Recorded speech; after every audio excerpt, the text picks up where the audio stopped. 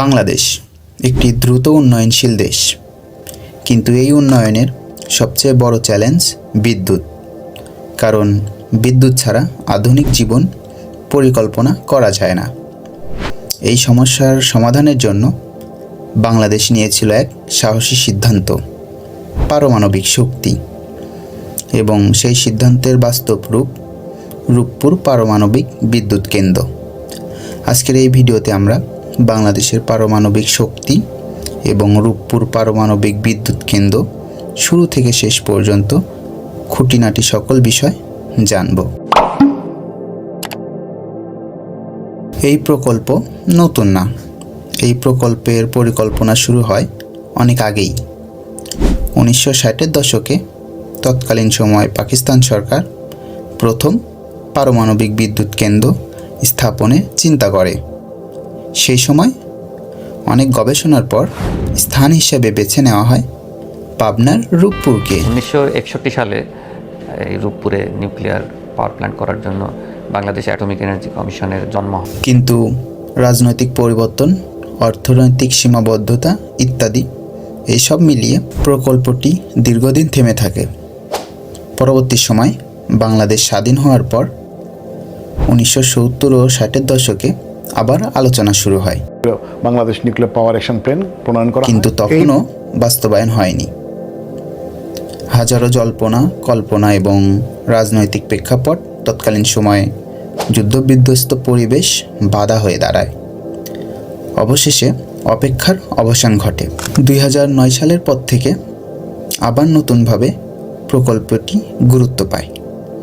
বিশেষ করে আওয়ামী লীগ শাসনামলে রাজনৈতিক পট পরিবর্তন এবং সঠিক ও দূরদর্শিতার নেতৃত্বে প্রচুর গতিতে এগিয়ে চলে বাংলাদেশের রূপপুর পারমাণবিক বিদ্যুৎ কেন্দ্রের প্রকল্প বাস্তবায়নের কাজ। 9 সালে বর্তমান সরকার উন্নয়নের যে রুটম্যাপ প্রণয়ন করে, সেই রুটম্যাপে টেকসই উপায়ে কীভাবে বিদ্যুৎ উৎপাদন করা যায় তার জন্য একটি এনার্জি মিক্স চিন্তা করেছেন।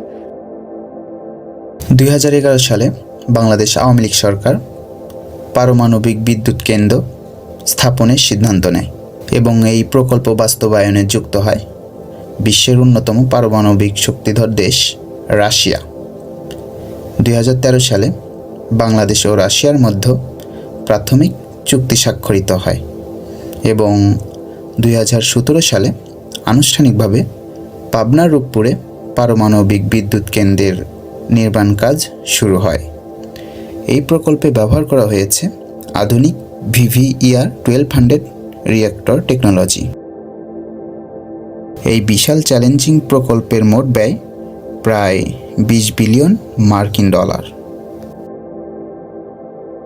পারমাণবিক বিদ্যুৎ কিভাবে কাজ করে চলুন একেবারে সহজভাবে বুঝি। ইউরেনিয়াম নামক এক জ্বালানি ব্যবহার করে নিউক্লিয়ার বিক্রিয়া ঘটানো হয়। এই বিক্রিয়া থেকে উৎপন্ন তাপ দিয়ে পানি গরম করা হয়। এর ফলে স্টিম তৈরি হয়। স্টিম টারবাইন ঘোরায় এবং সেইখান থেকে উৎপন্ন হয় বিদ্যুৎ। এটা শুনতে সহজ মনে হয়, কিন্তু এর ভেতরে রয়েছে অত্যন্ত জটিল প্রযুক্তি। ইউরেনিয়াম মূলত নিউক্লিয়ার ফিশন প্রক্রিয়ার মাধ্যমে কাজ করে। ইউরেনিয়াম হলো একটি অত্যন্ত শক্তিশালী জ্বালানি, যা পুড়লে নয় বরং এর পরমাণু বিভাজিত হলে বিশাল এক শক্তি উৎপন্ন করে।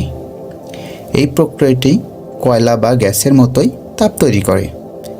এর ভালো দিক হলো এতে কোনো কার্বন নির্গত হয় না, যা পরিবেশ বান্ধব বিদ্যুৎ উৎপাদন নিশ্চিত করে।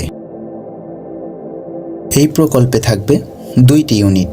প্রতিটি ইউনিট উৎপাদন করবে প্রায় 1200 মেগাওয়াট বিদ্যুৎ।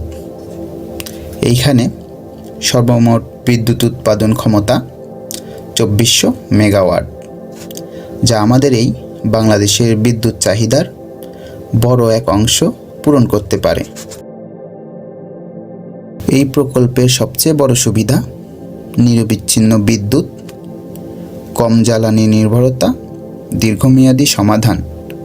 এটা রিনিউয়েবল না হলেও এটা ক্লিন এনার্জি হিসেবে ধরা যায়, কারণ এতে কার্বন নিঃসরণ কম। কিন্তু সব কিছু কি এত ভালো? পারমাণবিক শক্তির সবচেয়ে বড় ভয় রেডিয়েশন। ইতিহাসে আমরা দেখেছি চারনোবাইল ডিজাস্টার এবং ফুকুশিমা নিউক্লিয়ার ডিজাস্টার।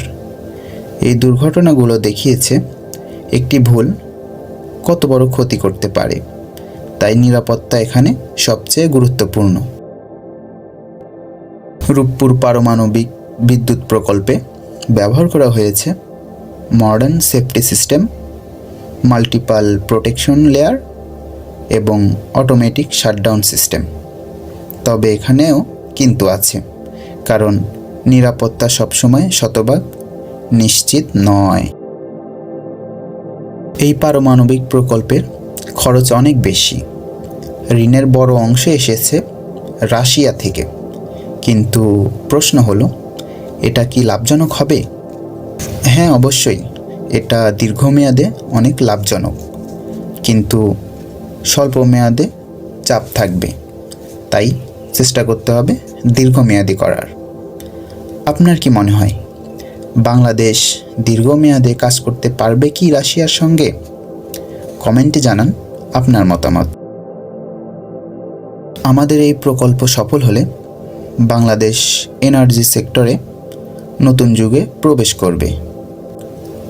বাংলার মানুষ বিশ্ববাসীর কাছে গর্ববোধ করবে। পুরো বিশ্বের কাছে নতুনভাবে রিপ্রেজেন্ট হবে বাংলাদেশের নাম। কিন্তু এটা নির্ভর করছে আমাদের ব্যবস্থাপনা, নিরাপত্তা এবং পরিকল্পনার উপর। এখন দেখার বিষয় বাংলাদেশ সব কিছু সঠিকভাবে মেনটেন করতে পারে নাকি। পাবনার রূপপুর শুধু এটি বিদ্যুৎ কেন্দ্র না, এটি বাংলাদেশের ভবিষ্যতের একটি বড় সিদ্ধান্ত। এটা হতে পারে বাংলাদেশের উন্নয়নের নতুন পথ। এর মাধ্যমে বাংলাদেশ পরমাণু শক্তির দিক দিয়ে এগিয়ে যাবে। তারই সাথে আমাদের এই বাংলাদেশ বিশ্ব রোল মডেল হিসেবে উন্নয়নশীল দেশে পরিণত হবে। কিন্তু যদি কোনো ভুল হয় তাহলে অনেক বড় ঝুঁকি হয়ে যাবে বাংলাদেশের পক্ষে। তাহলে প্রশ্ন হলো, পারমাণবিক শক্তি বাংলাদেশের জন্য কি আশীর্বাদ নাকি বড় কোনো অভিশাপ? আপনার কি মনে হয়? শুরু থেকে শেষ পর্যন্ত ভিডিও দেখে কতটুকু বুঝলেন? আপনার অভিজ্ঞতা, মতামত ও জ্ঞান আমাদের সাথে শেয়ার করুন। কমেন্ট বক্স আপনার জন্যই খোলা। ভিডিওটি যদি ভালো লেগে থাকে লাইক এবং শেয়ার করুন, পাশাপাশি চ্যানেলটি সাবস্ক্রাইব করে আমাদের সাথেই থাকুন।